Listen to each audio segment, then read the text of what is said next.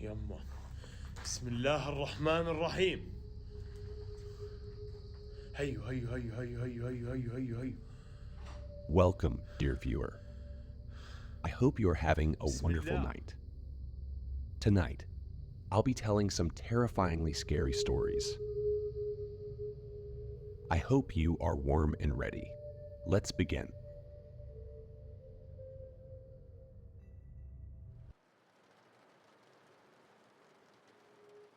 A pretty creepy experience I had back in the early 2000s in Japan. A little background on me for context. I grew up as a biracial military brat and spent the better part of 2 decades growing up in Japan. Having spent years growing up in Japan and in the US, I can confidently say that there is something different when it comes to talking about paranormal or strange experiences.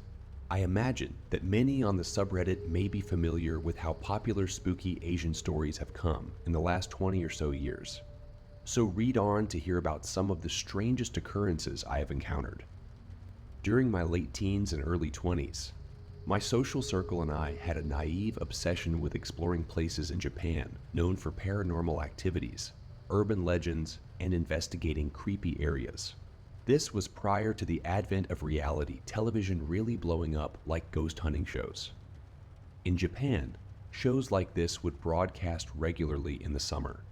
Like October is the witching season for Western cultures. The month of August is for Japan. This was our motivation for partaking in these excursions. So here is my story. As a military brat who grew up in Japan while attending school on a US military installation, I graduated in the early 2000s. Following graduating class, moved back to the US. Most of my graduating class moved back to the US to pursue college or start their adult lives. Most would leave and never return to Japan. My parents are Japanese, so I had every reason to return. It was December, and I had just returned home to Japan after my fall semester at college. To my relief, a couple of my friends chose to remain in Japan after high school, so I had friends to hang out with while home on vacation. One evening, I was out joyriding with my buddies. We had nowhere important to be and were just driving around aimlessly. Occasionally, we stopped by popular hangout spots for young adults, hoping to meet some cute Japanese girls to flirt with, as how else would a couple of young 19-year-old dudes want to spend an evening? My friend, who I will call Jay, had a 1990s Nissan Silvia, and he was obsessed with drifting. Truth be told, he was not good at it. You really couldn't fault the guy for trying, though. That evening, he suggested that we take off to Asamizo Park, near our hometown of Sagamihara, as this large public park had many parking lots peppered throughout its grounds. The lots were prime locations for him to practice whipping his car around while not causing damage or fender benders. Without hesitation, we all agree and head in that direction. About 20 minutes later, we are passing the main entrance to Asamizo. During the day, this is a pleasant public park that many people recreate at. Japan, in comparison to other countries, is a very relatively safe country. This park was no exception to that notion. However, it did have some unfortunate events happen there. I will elaborate on this more later. After driving into the park for about 7 minutes, we reached the first parking lot. It was around 10 o'clock at night. We pull in and park. I hopped out of the car, pulled out a fresh pack of cigarettes, and lit one up. The evening was brisk, and I gazed around, letting my night vision calibrate as the lights far off in the distance twinkled. My other friend with us, Ronnie, also lit a cigarette, and we proceeded to have a conversation about whether Jamie would be able to even get his car sideways. Jamie pulls out and begins to whip his car around the parking lot. As Jamie's car spun counterclockwise, the wailing of his tires attempting to grip the asphalt broke silence in the evening. Even now, I can close my eyes and still remember the smell of burning rubber. Adjacent to the parking lot was a tree line that led into some thick brush and wooded area. The park was known for its green belts scattered throughout it. I remember looking over my shoulder a few times that evening, because I had this feeling that we were being watched from the woods. But each time I scanned the tree line, I saw nothing out of the ordinary. What happened next would cause me to jump so hard that I laugh even now when thinking about it. The cell phone in my right pocket started ringing and vibrating, and I jumped with fright. The fact that light paranoia had set in from watching the tree lines did not help with the anxiety experienced from the unexpected phone call. As I was attending college in the States and only back on vacation, I no longer had a cell phone in Japan. In fact, my younger sister had lent her phone to me so that I could be reached if necessary. I pulled the phone out, thinking that she or my mother was calling for something, as none of my friends even had this number. I looked down at the green backlit LCD screen and saw that displayed in Japanese was a restricted number. I thought it was strange, but figured maybe my sister was calling from a public phone. Yes, those were still a thing back then. I answered the phone and said, "Hello," and there was nothing but silence for a response. I remembered hearing a bit of static, and then finally I heard the voice of a Japanese girl. My immediate thoughts were that this must be a friend of my sister, and so I explained that I'm her brother and, borrowing her phone for the evening. If she needed to get a hold of my sister, she should ring the house. She apologized, and I reassured her that no harm had been done, and then promptly ended the phone call. I placed the cell phone back in my pocket and focused back on the ruckus of noise coming from Jamie's car. It must have been less than 10 minutes later. The cell phone in my pocket began ringing again. This time, I was sure that it had to be my sister or my mother. Earlier that day, I left home and did not say where I was going or when I planned on returning home. It wasn't uncommon for my mother or sister to call and ask if I had eaten dinner or if she should leave food out for when I would return. I pulled the phone out, and once again, I have a phone call, and it was from a restricted number. I answered the phone, and this time, the voice of the same Japanese girl was on the other end of the call. Before I could ask why she was calling for my sister, she cut me off. Now, based on the previous phone call, I thought there were a couple things funny. I know most of my sister's friends and recognized their voices over the phone. This girl, on the other hand, did not. Additionally, my sister never mentioned anything about new friends, and her circle was tight. She wasn't very big on being a social butterfly, but perhaps I was wrong. My sister is 3 years younger than me, so my assumption was that this girl had to be around my sister's age and too young for me. I had very little interest in engaging in conversation with her. As she probed me with questions, I kept my answers vague. I don't even know why I continued to entertain a conversation with her, but hanging up would just be very rude. Suddenly, she asked what I was doing in a park so late in the evening. I almost began to answer when it dawned on me. I did not mention anything about where I was or what I was doing. I told her I never said I was at a park. She lightly giggled and tried to play it off, insisting that she thought I said I was at a park. I told her this was weird and that I had to go and hang up. Jamie grew tired of drifting in this parking lot. He pulled up to us and, from the driver's side, suggested we change the scenery. Ronnie and I hopped back in the vehicle and off we went. Now, at another parking lot, we hop out, and Jamie continues to do his thing. This parking lot had soccer fields not too far from it, and the lamps in the parking lot were painted an orange hue, which was a bit comforting. Oddly enough, the feeling of being watched returned to me. I swung around to my right and stared at the empty field on the other side of the parking lot fence. There was nothing. At this point, Jamie parks his car and shuts it off. Now, silence and a thin film of burnt rubber veiled the parking lot. Ronnie starts asking what was up with the phone calls. I began to explain to Jamie and Ronnie what transpired. They both agreed that it was a little strange, but speculated that maybe my sister mentioned to her friends that her older brother was back in town. Jamie proceeds to tease me that I should start talking to the chick, but I protest because I have no interest. Suddenly, my phone rings again. Same deal, restricted phone number, and same girl. This time she sounds a bit more aggressive. "How come you left? What was wrong with the last spot?" I asked. What she meant. She then says, "You left the last parking lot you were just at." I remember the hairs standing on the back of my neck. I made it a point to be vague and never mentioned what I was doing or where I was doing or where I was. Yet somehow, this girl knew what I was doing and knew that we had left the first parking lot. Something didn't feel right. So I hung up on her. A moment later, and my phone is blowing up. I answer again, this time irate. What do you want? There is silence. And then I hear light static.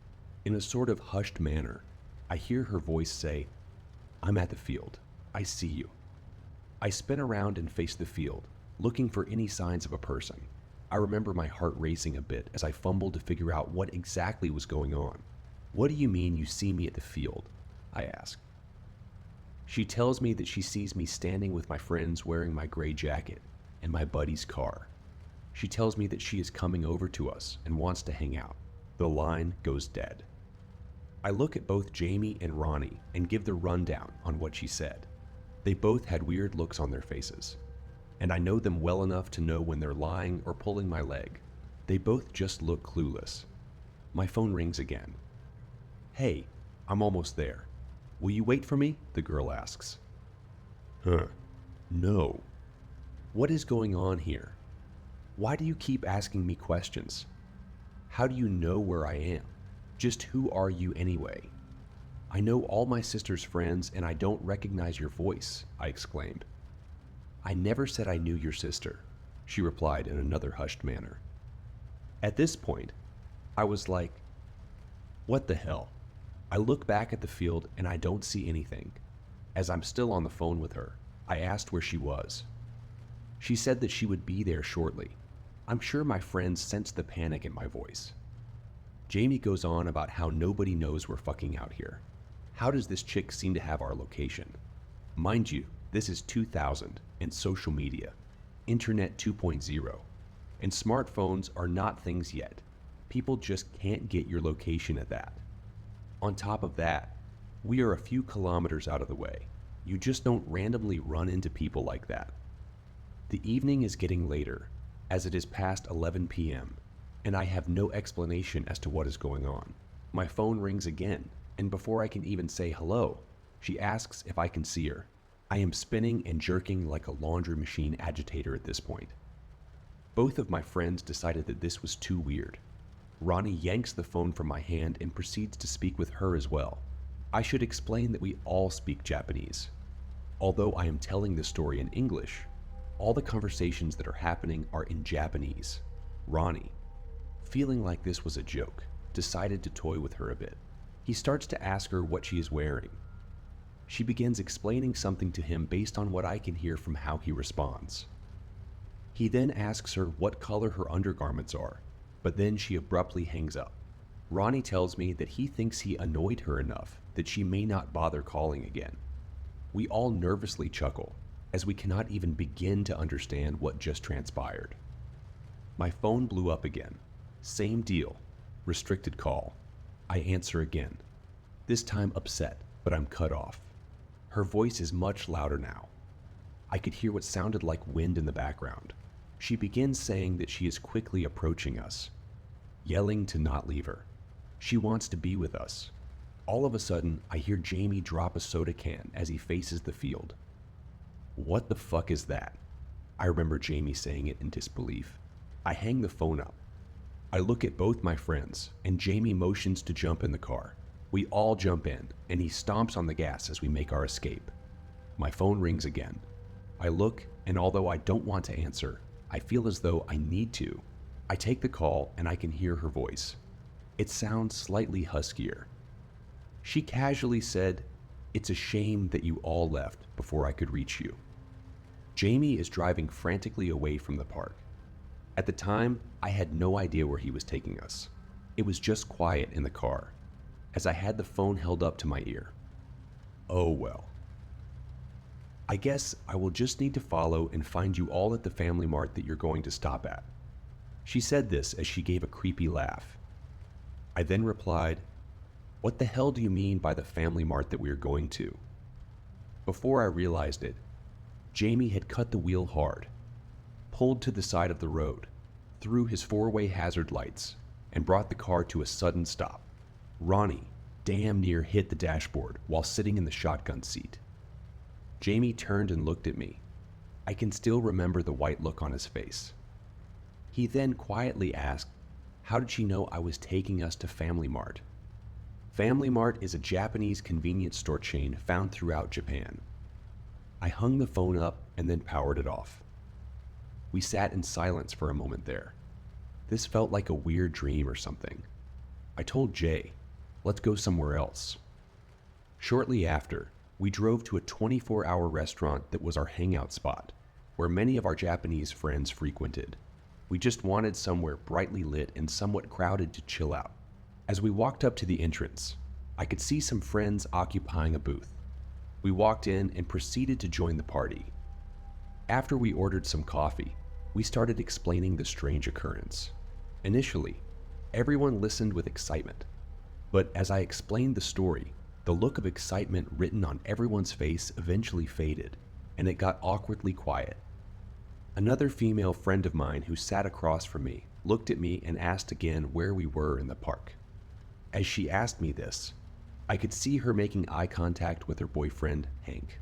He pulled out a cigarette and lit it just as he went into his explanation. He then began to explain, you guys. You all do know what happened in Asamizo Park, right? We all exchange a blank glance. Continuing, there was an incident that happened in that park one evening where a girl was walking through the park in the evening. Someone approached her and dragged her into the greenbelt, where she was raped and strangled. I heard some rumors about some bad juju associated with the area. In disbelief, I scoff. You're joking, right? Without any hesitation, he looked at me and said, "Nope."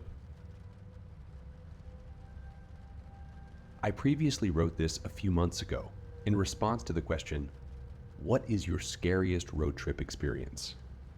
I was in the USAF stationed in Omaha in the late 1980s. At the time, I was hanging out with my roommate and another friend. My name is Tracy. My roommate's name was Tracy. The girl we hung out with was named Stacy. When we were together, everyone always thought we were lying and being the silly teenagers we were, but we always found it funny. One weekend, we decided to take a road trip to Kansas City, Missouri. We were speeding down the highway, laughing and singing at the top of our lungs. We were happy and having the time of our lives. Stacy was driving, and she had a bit of a lead foot. She must have been going too fast because before long, a state trooper pulled up behind us and turned on his lights. Stacy immediately pulled over. By the time the officer made it to her window, she already had her license and registration in hand, and the window down. The officer looked at her, and then at me and Tracy. He then said, "I want you to follow me. Don't try to run off, or y'all will be going to jail." He then turned, walked back to his car, and got in it. Needless to say, the three of us were puzzled and talking amongst ourselves, wondering why he just didn't take Stacy's identification and write her a ticket. The officer pulled out slowly, and we dropped in behind him and followed him down the road. He drove a few miles, then exited the highway. He drove a little ways and turned onto a dirt road that was surrounded by stalks of corn. We all stopped talking as we became more alarmed. However, being young and scared, and since he was a police officer, we continued to follow him. The officer drove for some time down this dirt road and then pulled into an area that had a big, beat-up old barn. As he stopped and we stopped behind him, a group of men with shotguns exited the barn. It wasn't until that point did we realize we were in mortal danger, and panic set in. The officer walked back to our car and told Stacy to get out and follow him to his car. As she got out, she looked at me and Tracy, and there was sheer terror on her face. She followed him to his car, and he motioned for her to get in on the passenger side. She did. Tracy and I were crying, and as the armed men stood on the side of the car looking at us, we began quietly praying for God to protect the three of us. We prayed that Stacy wasn't being hurt, and that somehow they would let us leave. After some minutes, Stacy bolted out of the officer's car, ran back to the car, and jumped in the driver's seat. She was crying hysterically. So, of course, Tracy and I began crying harder. The officer got out of his car and walked back to our car. This time to Tracy's window, as she was in the front passenger seat. He asked, "Is it true all of you are in the Air Force?" To which Tracy replied, "Yes, sir." The officer calmly said, "Get out of here and go back to where you came from. I better not see you again."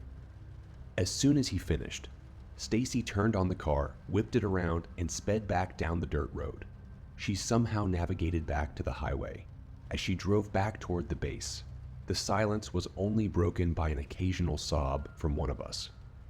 Stacy drove for a while, and as soon as we crossed back over into Nebraska, she pulled over on the side of the highway. Then she began to sob heavily.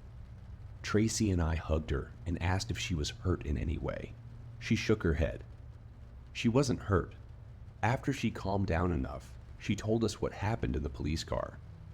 After she got in the car, she offered the officer her identification and told him she was sorry for speeding. He took her information and then asked her, "What are you doing with those 2 words?" Stacy was white. She explained that we were on a road trip. He then told her that if she would do certain favors for him, he might let us go with a warning. At that point, Stacy had a complete meltdown. I guess while he was waiting for her to calm down, he finally looked at her identification and saw that she had also given him her military ID. He asked her if we were all in the military, and between sobs, she said we were. He asked where we were stationed, and she told him Foot Ave. He then told her to go back to her car. As we sat there, after Stacy told us what occurred, I think it hit all 3 of us at the same time that the only thing that saved us was that we were in the military and stationed at a nearby base. We hugged each other and cried until we could not cry anymore. We didn't report what had happened. Again, we were teenagers and didn't think we would be believed by a law enforcement officer. We never talked about it after that day. That incident has haunted me for years. All of the what ifs. But as I have gotten older, what haunts me more is the thought that others may not have been as lucky as we were. I work in a nursing home, and my schedule consists of days, evenings, and nights. It's rough transitioning between days and nights, but everyone that works here has the same shifts, so we just get through them together. The building has about 100 residents and has 3 floors. The building is shaped like an L with a north and south wing and the nursing stations in the middle. The 3rd floor currently only has a few residents living there due to construction, with one of the wings completely shut down because they're ripping out the walls. Due to only a few residents being on that floor, only 1 nurse is required to be on duty on that floor. I've worked the night shift alone on that floor many times and have never really experienced anything scary or weird. Sure, it's creepy and dark at night, but that was it.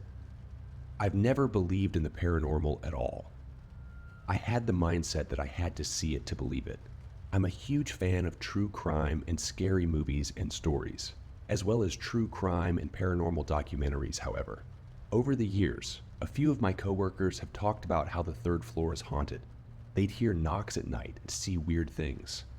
I was always intrigued to hear about it, but we would always just laugh it off. But that night a few weeks ago has really started to change my mind. I was sitting in the nursing station, watching movies and playing on my phone. I had just done my rounds and had answered a call bell. I felt off that night and constantly had that feeling of being watched. I also kept on thinking that I was seeing things out of the corner of my eye. The next part is hard to explain, but I'll try as best I can. As I was sitting there, all of a sudden, a shadow dropped from the ceiling and hovered over me. But by the time I realized what I was seeing, it was gone.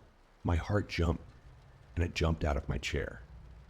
There was no way it would be a shadow from anything or a car passing by, as the only window looked out into the forest, with nothing but trees for miles. After a few moments, I calmed down and left the nursing station to go check on my residents. Nothing seemed amiss, and none of them were awake except for the little old lady at the end of the hall, watching her TV shows. As I walked back to the nursing station, I swore I saw feet or a shadow moving under the crack of the door leading to the wing that was closed for construction. I opened the door just to make sure it wasn't a wandering resident from another floor, which happens quite often, but there was no one there. I walked back to the nursing station, freaked out, still feeling like someone or something was watching me. I settled back into my chair and tried to watch TikTok videos to get my mind off of it. I was sitting with my back to the window, facing the door. After about an hour of watching videos, I glanced at the clock. It was 3 in the morning. I remember being slightly annoyed as my coworker had promised to come up at 2 in the morning so I could have my break and go out to my car to have a smoke. Unhealthy, I know. I'm trying to quit, but that night, I needed one. All of a sudden, I hear 3 knocks on the window behind me. I jumped up, looked out the window, and there was nothing there. Flight mode took over, and I just darted down the hall, running into my coworker who was just coming off the elevator. Now, bear in mind that I'm on the 3rd floor, which is pretty high up. There was no stairway, tree, or ladder outside that window, so it was impossible for a person to be outside knocking on the window. I immediately asked my coworker if she had knocked or heard any knocking, and she said no. She could see how shaken up I was, and she offered to switch floors for the remainder of the shift. I was very thankful, as being on the 2nd floor means you're with another nurse, so I wouldn't be alone. I went out to my car, had a few smokes, and just tried to calm down. I talked to the nurse on the 2nd floor, and she didn't seem too surprised. She's heard knocking up there and has seen and heard things she can't explain. A lot of people have died up there, and after that night, I honestly don't know what to believe anymore. I haven't ever felt fear like I did that night. And I've since worked a few night shifts up there and didn't experience anything like that again. Could it be that I was just tired? I don't know. But I won't ever forget how I felt that night. I apologize if this doesn't flow super well or is very artistically written. This Saturday, me and my 2 good friends were hanging out. Every time we are together, we like to go for drives at night along this one road. Sometimes we stop by some local parks and walk around, just talking or messing around. This time, we decided to stop by a field where we planned to kick a soccer ball around. It was around 2 a.m., and the area seemed pretty dead, except for the occasional passing car or ranger closing the park. When we arrived at the field, we noticed a newly built playground was now in the field, and we thought it would be cool to just mess around on it.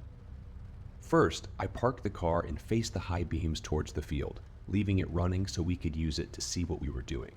Then we got out and started passing around the soccer ball, enjoying the weird vibes of it all, and having a loud conversation. After a bit, we got bored and decided to go to the playground. I reparked the car so the high beams were facing it, and once again we got out and started heading towards it. The playground consists of a large, castle-like structure in the middle, surrounded by balance obstacles, balance beams, wavy bridges, etc. We headed towards the main castle, taking our time, strolling on the obstacles, and again enjoying the effect the high beams had on the environment.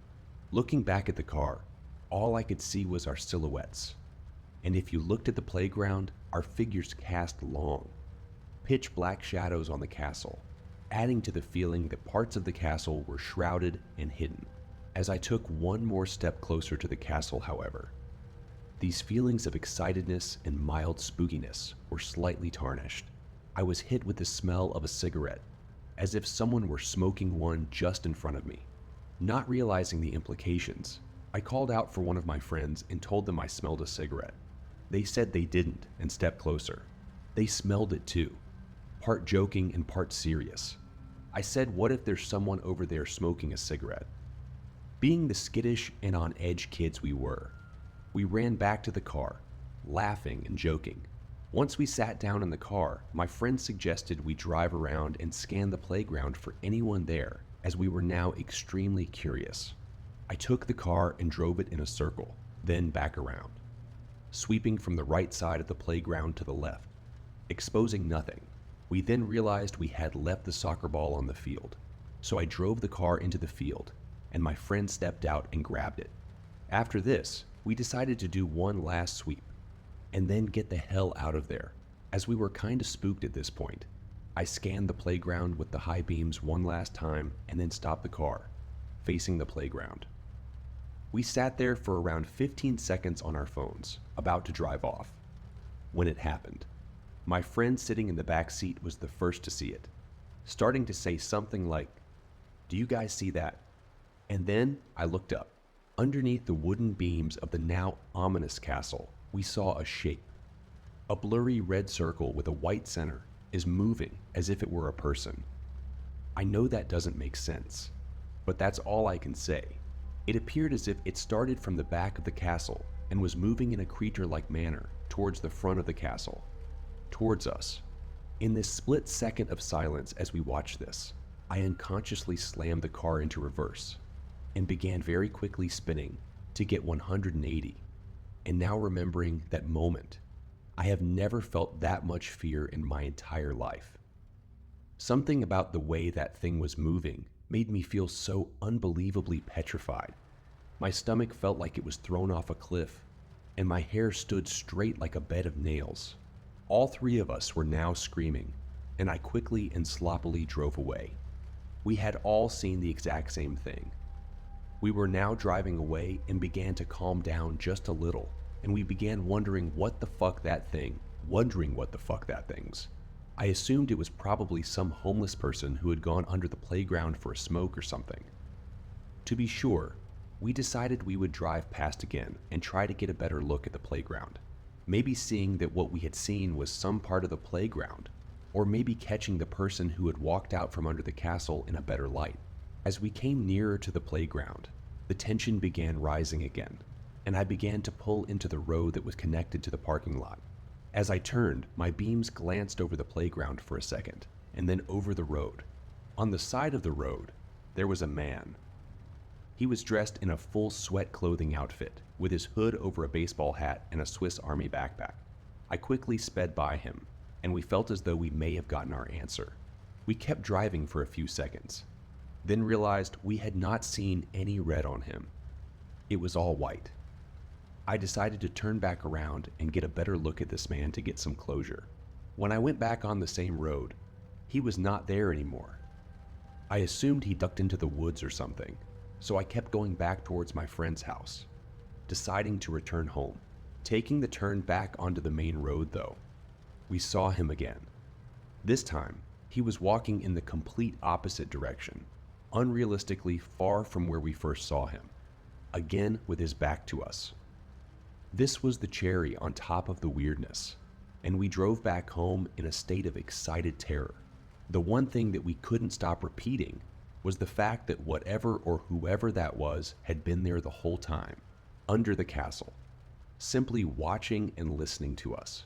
If I had simply ignored the cigarette smoke and gone on the castle, they would have been under us, just observing. I could have pretty easily made this story sound much more than it was, adding the detail that the playground was built to memorialize a boy who was killed in a horrific lawnmower accident. But I don't think that would properly portray what we experienced. I have no idea what we saw, and when we got back to my friend's house, we started analyzing photos of the playground from different angles, trying to see if there was something that looked like what we saw, but we couldn't find anything. Look up Jack's Place Playground on Google Maps to find the playground,